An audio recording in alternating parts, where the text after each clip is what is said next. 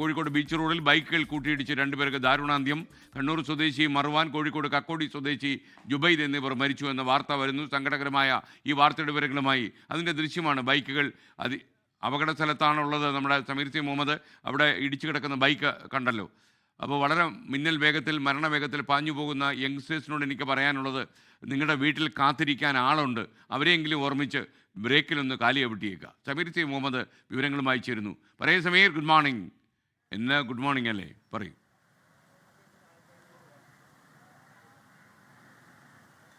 Good morning എസ്കെൻ. വളരെ ഏറെ വേദനിപ്പിക്കുന്ന ഒരു വാർത്ത തന്നെയാണ്. രണ്ട് യുവാക്കൾക്കാണ് ഈ വാഹനാപകടത്തിൽ ദാരുണാന്ത്യം സംഭവിച്ചിരിക്കുന്നത്. രണ്ട് ബൈക്കുകൾ കൂട്ടിയിടിക്കുകയായിരുന്നു. കോഴിക്കോട് സൗത്ത് ബീച്ചിൽ വെച്ചുകൊണ്ടാണ് ഇത്തരമൊരു അപകടം ഉണ്ടായിരിക്കുന്നത്. നമുക്കിപ്പോൾ ദൃശ്യങ്ങളിൽ കാണാം. വലിയ ഒരു അപകടമാണ് ഉണ്ടായിരിക്കുന്നത്. ഈ അപകടത്തിലാണ് 2 പേർ മരിച്ചിരിക്കുന്നു. ഒരാൾ കക്കോടി സ്വദേശിയായിട്ടുള്ള ജുബൈദ് 22 വയസ്സ്, അത് ഈ 2 പേരുടെയും മൃതദേഹം കോഴിക്കോട് മെഡിക്കൽ കോളേജിലേക്ക് മാറ്റിയിട്ടുണ്ട്. ഒപ്പം തന്നെ ഇവർക്കൊപ്പം ഉണ്ടായിരുന്ന 2 പേർക്ക് വളരെയേറെ പരിക്കും പറ്റിയിട്ടുണ്ട്. തലയ്ക്കും അതുപോലെ തന്നെ കാലുകൾക്കുമാണ് പരിക്കേറ്റിരിക്കുന്നത്. 2 പേരും ഗുരുതരാവസ്ഥയിൽ കോഴിക്കോട് മെഡിക്കൽ കോളേജിൽ ഇപ്പോൾ ചികിത്സയിൽ കഴിയുകയുമാണ്. ഇപ്പോൾ ജുബൈദിന്റെ ബന്ധു കൂടിയായിട്ടുള്ള വ്യക്തി നമുക്കൊപ്പം ചേരുകയാണ്. 3:30 കൂടിയാണ് ഈ അപകടം ഉണ്ടായിരിക്കുന്നത്. 2 ബൈക്കും അമിത വേഗതയിലാണെന്ന് തോന്നുന്നത് കണ്ടിട്ട്. 2 ആളപ്പം തന്നെ മരിച്ചിട്ടുണ്ട്. ഒരാൾ എൻ്റെ ബന്ധു കൂടിയാണ്. ജുബൈദ് വന്നിട്ട് കക്കോടിയാണ് ഇപ്പോൾ താമസം. പയ്യാനക്കലായിരുന്നു.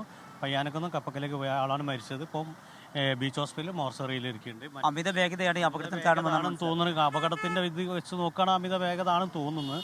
പക്ഷേ എങ്കിലും ഒരാൾ കണ്ണൂരുള്ളതാണ്, 2 ആളും മരിച്ചിട്ടുണ്ട് എന്നാണ് അറിഞ്ഞത്. 2 കുറച്ച് സീരിയസ് ആയിട്ടുള്ളതും ഉണ്ട് എന്ന് പറയുന്നത്.